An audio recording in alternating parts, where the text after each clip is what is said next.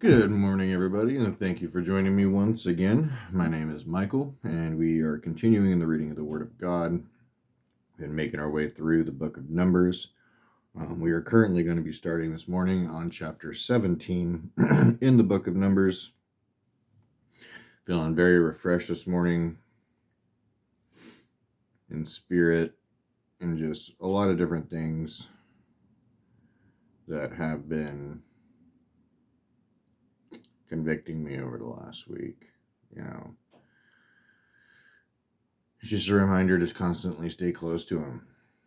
Not stepping away, not forgetting all the great and amazing things that he's done for me, the hardship that I've been put through to put me at where I'm at now, the suffering that I've gone through in this life that put me on the path that I'm on right now. Everything that I've ever gone through has led me to this point. It led me to Christ. I was broken, and I've delved hard into learning and trying to know God and trying to know Christ as best I can. And the enemy's constantly sitting there trying to deflect everything, letting your mind and the things that come across in your mind try to askew or make you waver in what you're thinking. My faith is never in question. It's not what I'm talking about. I'm talking about other things here. But, it's just over the last week,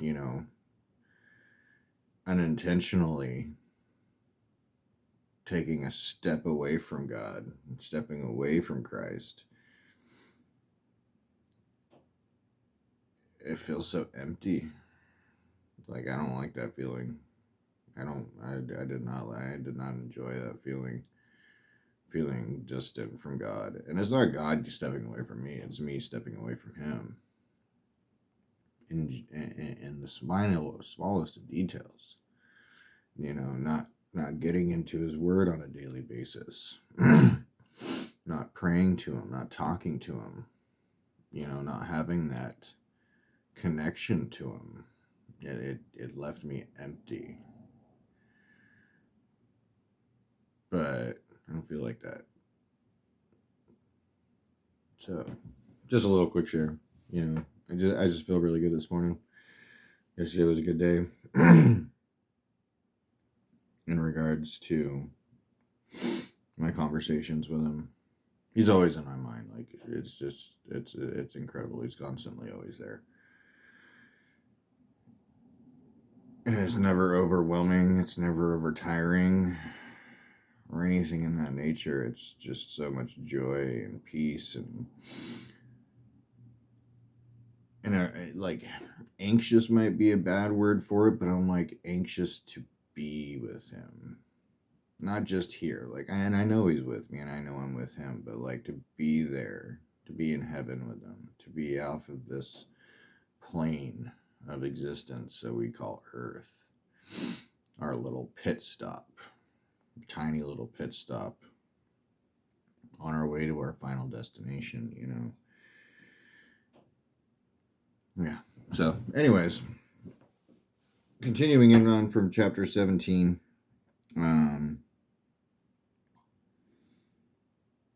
Yeah, my mind just went like, it's still just kind of fluttering away to him. I get sidetracked sometimes, and I just get stuck in thought process and trying to understand or things. So, apologize for the blankness for a moment. But we'll be continuing again from chapter 17 this morning, trying to get 18 and 19 done. They're similar. They're relatively like smaller chapters, so I don't think we'll have a problem with it. Getting it done before I need to get out of here and get on my way to work. The lovely 30-minute trip that I have on my scooter to get to work in this wonderfully cold weather.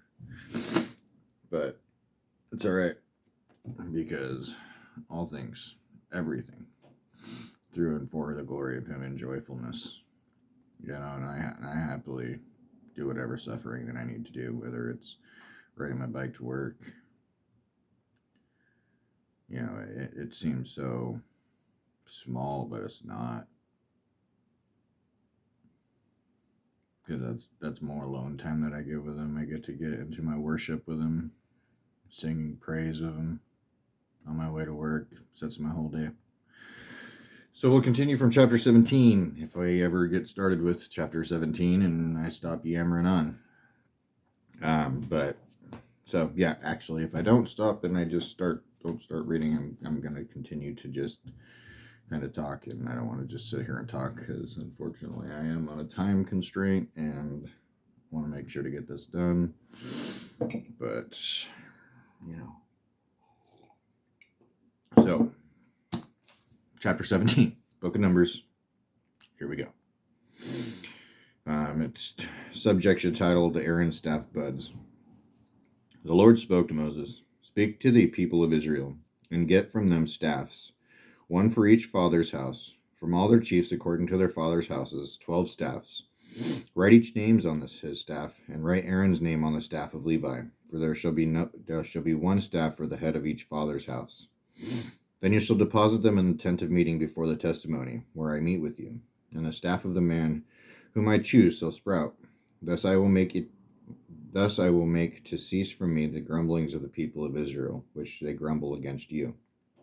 And this is continuing from chapter 16, where people are sitting there trying to go against Aaron and Moses in regards to saying, we're all holy people, we're all part of God's people. Like, why are you putting yourself above us when we're just as equal parts? And they're misunderstanding that Moses and Aaron didn't put themselves up on this pedestal. God put them up on this pedestal to lead His people.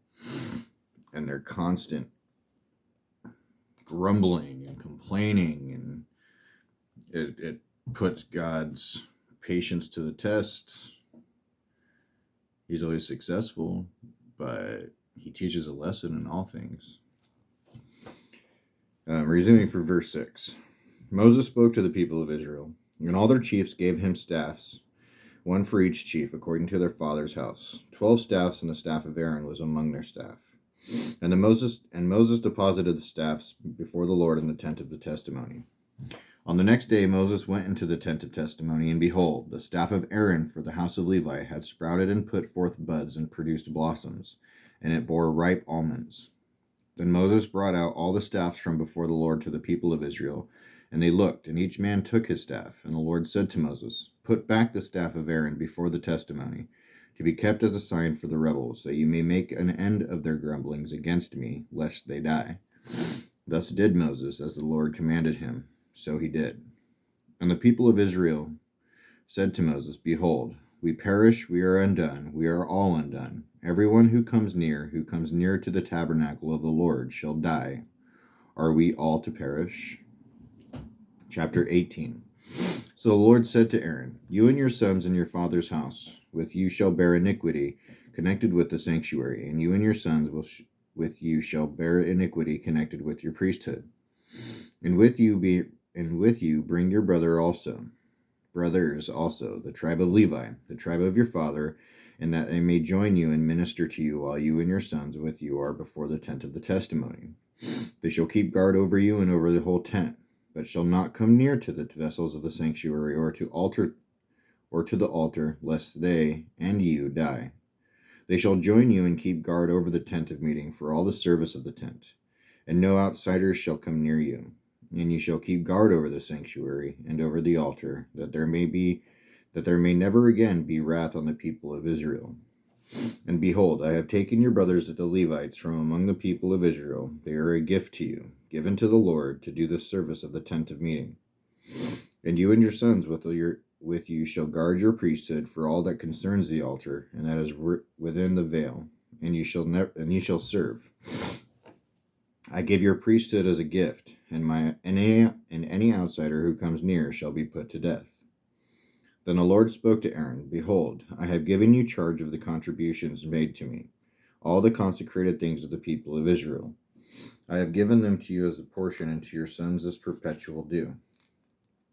This shall be yours of the most holy things, reserved from the fire, every offering of theirs, every grain offering of theirs, and every sin offering of theirs, and every guilt offering of theirs which they render to me, shall be most holy to you and to your sons.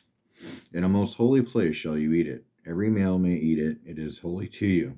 This also is yours. The contribution of their gift, all the wave offerings of the people of Israel, I have given them to you, and to your sons and daughters with you, as a perpetual due.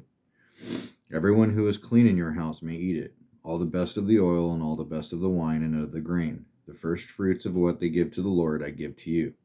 The first ripe fruits of all that is in their land, which they bring to the Lord, shall be yours. Everyone who is clean in your house may eat it. Every devoted thing in Israel shall be yours. Everything that opens the womb of all flesh, whether man or beast, which they offer to the Lord, shall be yours. Nevertheless, the firstborn of man you shall redeem, and the firstborn of unclean animals you shall redeem. And the redemption price, at a month old you shall redeem them. You shall fix at 5 shekels in silver, according to the shekel of the sanctuary, which is 20 gerahs. But the firstborn of a cow, or the firstborn of a sheep, or the firstborn of a goat you shall not redeem. They are holy. You shall sprinkle their blood on the altar, and shall burn their fat as a food offering, with a pleasing aroma to the Lord.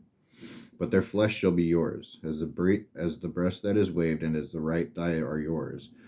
All the holy contributions that the people of Israel present to the Lord I give to you, and to your sons and daughters with you, as a perpetual due. It is a covenant of salt forever before the Lord for you, and for your offspring with you. And the Lord said to Aaron, you shall have no inheritance in their land, neither shall you have any portion among them. I am your portion and your inheritance among the people of Israel. To the Levites I have given every tithe in Israel for an inheritance, in return for their service that they do, their service in the tent of meeting, so that the people of Israel do not come near the tent of meeting, lest they bear sin and die. But the Levites shall do the service of the tent of meeting, and they shall bear their iniquity. It shall be a perpetual statute throughout your generations, and among the people of Israel they shall have no inheritance. For they tithe of the people of Israel, which they present as a contribution to the Lord, I have given to the Levites for an inheritance. Therefore I have said of them that they shall have no inheritance among the people of Israel. And the Lord spoke to Moses, saying, Moreover, you shall speak and say to the Levites, when you take from the people of Israel the tithe that I have given you from them for your inheritance, then you shall present a contribution from it to the Lord, a tithe of the tithe. And your contribution shall be counted to you as though it were the grain of the threshing floor, and as the fullness of the winepress.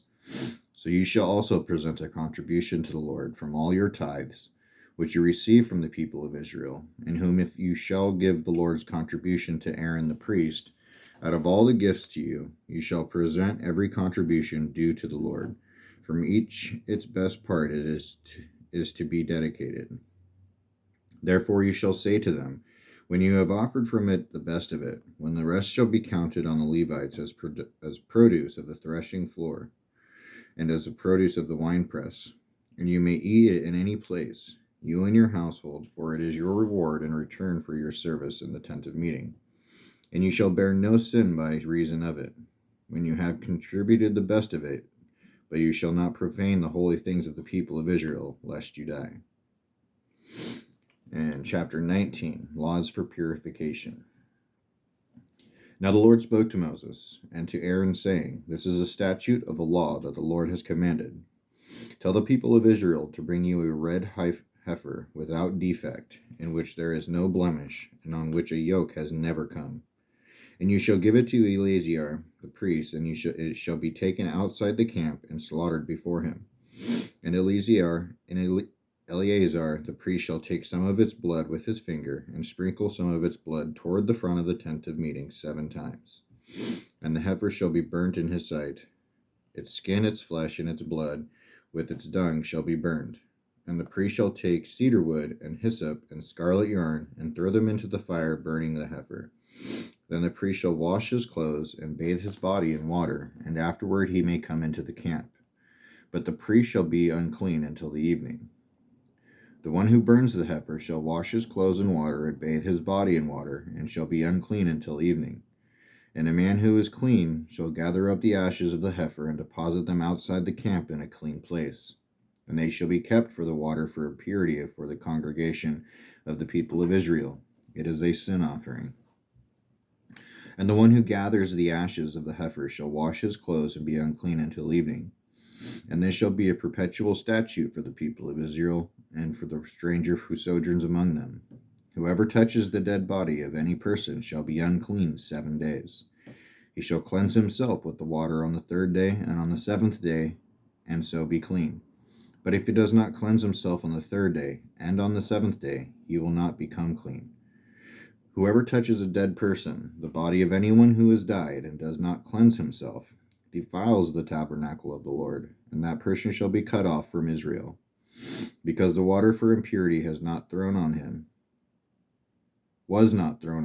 he shall be unclean. His uncleanness is still on him. This is the law when someone dies in a tent.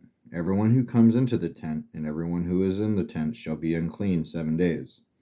And every open vessel that has no cover fastened on it is unclean.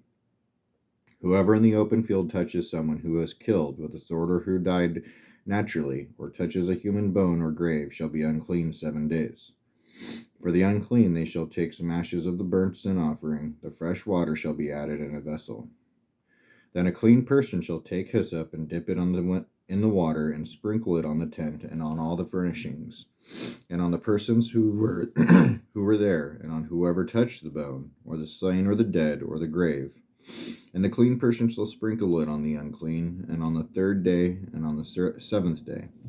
Thus on the 7th day he shall cleanse him, and he shall wash his clothes and bathe himself in water, and at evening he shall be clean. If the man who is unclean does not cleanse himself, that person shall be cut off from the midst of the assembly, since he has defiled the sanctuary of the Lord, because the water for impurity has not been thrown on him. He is unclean, and it shall be a statute forever for them. The one who sprinkles the water of impurity shall wash his clothes, and the one who touches the water of impurity shall be unclean until evening. And whatever the unclean person touches shall be unclean, and anyone who touches it shall be unclean until evening. All right, so that's going to conclude our reading for this morning. We will continue tomorrow at the beginning of chapter 20, working up on our last 16 chapters of the book of Numbers. Had it not been for that week, I think we might actually be working on the end of Numbers right now, but, everything in God's time, according to my obedience. I do love you and hope you enjoy the reading. Continue to work in God, work with God, work for God, understanding His Word, telling people, those around you, those you don't know. Something that I have to constantly pray for is boldness to spread His Word, to give the gospel, to give the people the good news, especially in a world so Christ rejecting right now. It's a struggling thing, but it's something that we're called to do, and great are the riches for those who are persecuted in His name. The rewards in heaven for the persecuted in His name. So continue to do so. Continue to be in Christ. Continue to be like Christ. Be the light of the world that's just covered in darkness. Because we are supposed to be the light of the world and the salt of the world. So I do love you. God bless you. I hope you all have a wonderful week. Again, we'll see you tomorrow, and have a godly day.